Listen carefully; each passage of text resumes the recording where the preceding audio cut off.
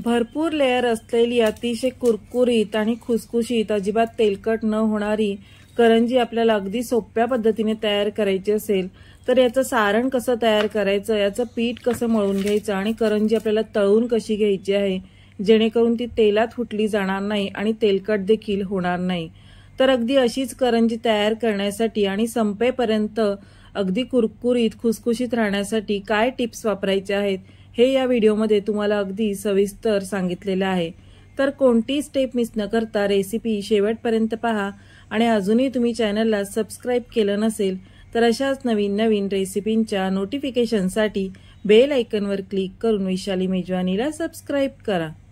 रेसिपीला सुरुवात करण्याआधी वैशाली मेजवानीमध्ये सगळ्यांचं खूप खूप खूप मनापासून स्वागत। आता ही करंजी तयार करण्यासाठी आणि या करंजीचं वरचं आवरण तयार करण्यासाठी इथे आपण अर्धा किलो प्रमाणात मैदा घेतलेला आहे। वाटीने मोजून घेतला तर 4 ते 5 वाटी हा मैदा होतो आणि यामध्येच आपण अर्धी वाटी इतका हा बारीक रवा घालून घेतलेला आहे। चिमूटभर मीठ घालून घ्यायचं आणि त्यानंतर हे सगळे जिन्नस आपण मिक्स करून घ्यायचे आहेत।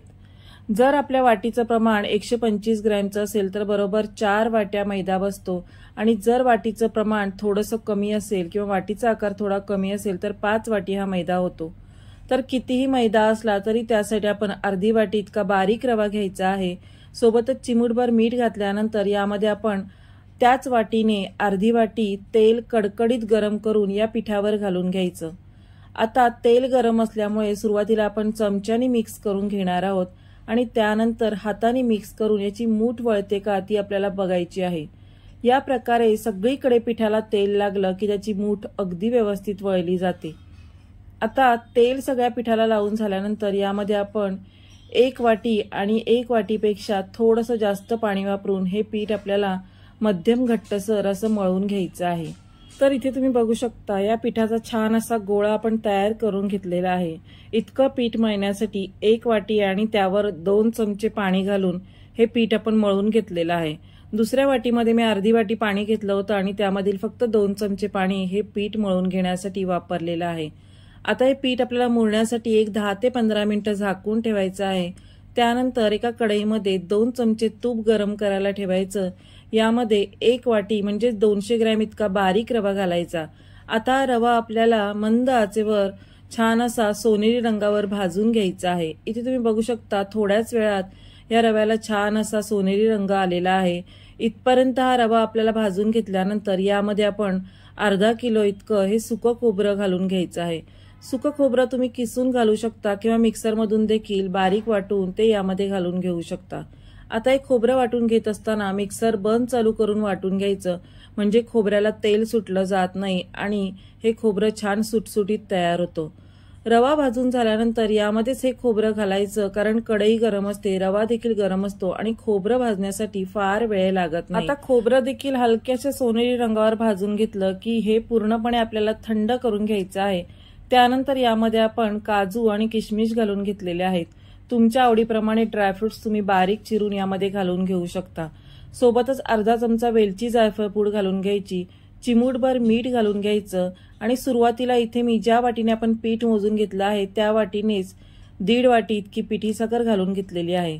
तर पिठी साखरेचं प्रमाण तुम्ही तुमच्या आवडीप्रमाणे थोडंफार कमी जास्त करू शकता। सुरुवातीला मी फक्त 1.5 वाटीच पिठी साखर घातलेली आहे। नंतर वाटल्यास यामध्ये आपण चवीनुसार अर्धी वाटी पिठी साखर कमी जास्त करू शकतो।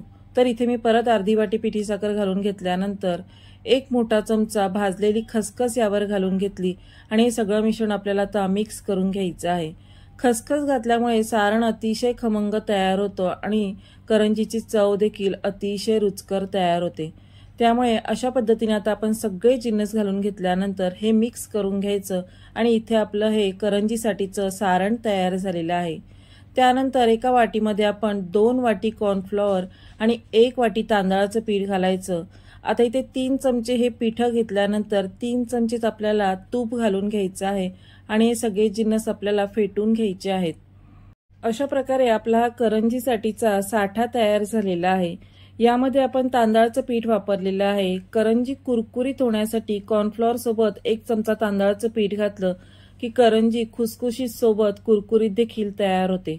आता साठा तयार झाल्यानंतर आपण जे पीठ झाकून ठेवलं होतं ते मुरल्यानंतर यामधील एक गोळा तयार करून घ्यायचा आणि याची आपल्याला पोळी लाटून घ्यायची आहे। इथे दाखवत असल्याप्रमाणे आपण अशा प्रकारे 3 पोळ्या लाटून घेणार आहोत। आता प्रत्येक पोळीवर आपण थोडासा साठा लावून घ्यायचा, हाताने तो पसरवून घ्यायचा आणि त्यावर दुसरी पोळी ठेवून परत दुसऱ्या पोळीवर देखील आपण साठा लावून घेणार आहोत। त्यानंतर त्यावर तिसरी पोळी ठेवायची, थोडंसं हाताने प्रेस करायचं किंवा तुम्ही थोडंसं लाटून देखील घेऊ शकता आणि त्यानंतर घट्टसर आपल्याला हा रोल तयार करून घ्यायचा आहे। तर इथे दाखवत असल्याप्रमाणे आपण याचा रोल तयार करून घ्यायचा, हाताने थोडासा तो प्रेस करून आपल्याला रोल करून याचे आपल्याला काप पाडून घ्यायचे आहेत। आता रोल तयार करत असताना थोडासा आपल्याला घट्टसरच तयार करून घ्यायचा आहे, म्हणजे यामधील जे लेयर आहेत ते सुटले जात नाहीत। इथे तुम्ही बघू शकता या प्रकारे आपला रोल तयार झालेला आहे। थोडासा हाताने तो आपल्याला पसरवून घ्यायचा आहे आणि मग आपण यामधल्या लाट्या कापून घेणार आहोत। आता सुरीच्या साहाय्याने आपल्याला 1-1 इंचावर या लाट्या कापून घ्यायच्या आहेत, म्हणजे आपली करंजीची जी पारी असते ती एकसारखी तयार होते आणि सगळ्या करंज्या देखील एकसारख्या तयार होतात। तर इथे तुम्ही बघू शकता अगदी एकसारख्या आकाराच्या या लाट्या आपण कापून घेतलेल्या आहेत। आता कट करून झाल्यानंतर इथे तुम्ही बघू शकता याला आतून छान असे लेयर पडलेले आहेत। इथेही लाटी कापून घेतल्यानंतर ती लाटून घेण्यासाठी देखील एक विशिष्ट पद्धतीने आपण लाटून घेणार आहोत, जेणेकरून याचे लेयर अगदी व्यवस्थित मोकळे होतात आणि सोबतच ते दिसायला देखील छान दिसतात। तर इथे अशा पद्धतीने ही लाटी आपल्याला ठेवायची आहे। हाताने पुढच्या साईडला आपल्याला थोडंसं प्रेस करायचं आहे। इथे मी तुम्हाला जवळून दाखवते, या प्रकारे ही लाटी प्रेस केल्यानंतर दिसते आणि आपल्याला एकाच साईडनी आडवी आणि उभी ही लाटून घ्यायची आहे। या प्रकारे लाटी लाटून घेतली की त्यानंतर आपण साच्याचा वापर करणार आहोत। साच्यावर या प्रकारे ही पारी ठेवायची आणि त्यानंतर बसेल इतकं सारण आपण यामध्ये भरायचं आहे।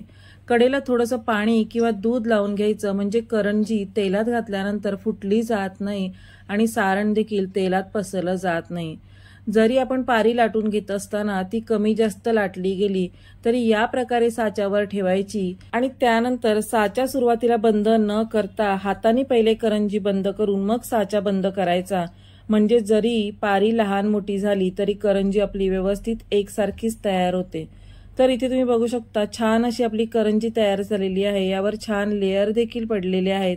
जर आपण या प्रकारे सगळ्या करंजी जास्त प्रमाणात तयार करून ठेवणार असू तर करंजी लाटून भरून झाल्यानंतर ती आपण एखाद्या ताटामध्ये किंवा एखाद्या सुती कपड्यावर ठेवायची, त्यावर झाकण ठेवायचं, म्हणजे सुती कपडा आपण पाण्यात भिजवून तो पिळून घ्यायचा आणि त्यानंतर या करंज्या सगळ्या झाकून ठेवायच्या आहेत आणि मग करंजी आपण तळण्यासाठी घेणार आहोत। कारण जर जास्त प्रमाणात करंजी तयार करायच्या असतील तर आधी केलेल्या करंजी या जर फॅन खाली कोरड्या पडल्या तर त्या फुटण्याची शक्यता असते किंवा तेलात जाऊन देखील फुटण्याची शक्यता असते। त्यामुळे सगळ्या करंजी लाटून भरून झाल्यानंतर अशा प्रकारे सुती कपड्याने झाकून ठेवल्या की त्या फुटल्या जात नाहीत आणि कोरड्या देखील पडल्या जात नाहीत। आता करंजी तळण्यासाठी तेल आपल्याला सुरुवातीला मध्यम आचेवर 10 मिनिटं गरम करायला ठेवायचं। तेल गरम झालं की यामध्ये आपण मावतील इतक्या करंज्या घालायच्या आहेत। आता यावरचे हलकेसे बुडबुडे कमी झाले की गॅस आपण मंद आचेवर ठेवायचा आणि या प्रकारे सोनेरी रंगावर आपण ही करंजी तळून घेणार आहोत। इथे तुम्ही बघू शकता एक 5 ते 7 मिनिटांनंतर यावरचे बुडबुडे कमी झालेले आहेत आणि आपली करंजी छान अशी खुसखुशीत आणि कुरकुरीत अशी तळून तयार झालेली आहे। तुम्ही इथे पाहिलं असेल याला छान लेयर देखील सुटलेले आहेत आणि आपली करंजी अजिबात तेलकट देखील झालेली नाही। याच पद्धतीने आता आपण सगळ्या करंजी तळून घेणार आहोत। तर इथे तुम्ही पाहिलं असेल करंजी तेलात गेल्यानंतर अजिबात फुटली देखील गेली नाही आणि अगदी व्यवस्थित तळून तयार झालेली आहे। इथे आपण तेलाचं मोहन घालून करंजी तयार केलेली आहे। जर तुपाचं मोहन घालून करंजी तयार करायची असेल तर ती आपल्याला मंद ते मध्यम आचेवर तळून घ्यावी लागते। तर प्रत्येक करंजी तळून घेण्यासाठी तेलाचं टेम्परेचर हे कमी जास्त असतं किंवा वेगवेगळं असतं। आज इथे आपण तेलाचं मोहन घालून ही करंजी तयार केली असल्यामुळे तेल आपण मध्यम आचेवर गरम करून घेतलेलं आहे आणि मग यामध्ये ह्या करंजी यावरचे बुडबुडे कमी होईपर्यंत तळून घेतलेल्या आहेत। आता करंजी तळून झाल्या की एखाद्या जाळीवर आपण त्या काढून घ्यायच्या आणि त्यानंतर एखाद्या टिश्यू पेपरवर आपण त्या पसरवून ठेवल्या की यामध्ये अजिबात तेलकटपणा राहत नाही आणि करंजी अजिबात तेलकट देखील होत नाही।